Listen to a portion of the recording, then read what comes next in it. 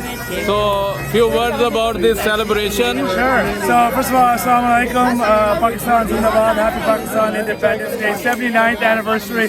So the celebration here today in Waverly, Bridgewater is a celebration obviously of the Pakistan Independence Day. Community, bringing everyone together, food, music. We even have bagpipes you can hear in the background. Bagpipes are from Pakistan, but I guess we'll take it.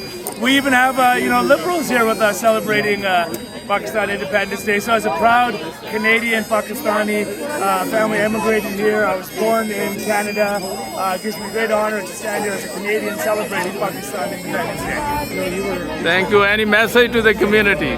The community is, be proud of where you come from, but also be proud of where you are today, right? We are Canadian, we're here. We've got this beautiful country to give us and our kids and our families beautiful lives. So, alhamdulillah, enjoy Pakistan Independence Day. Have lots of food, lots of samosas, lots of guantan. What's your favorite food?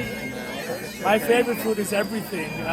Everything from Pakistan. Food. Favorite one would probably be some sort of karai dish.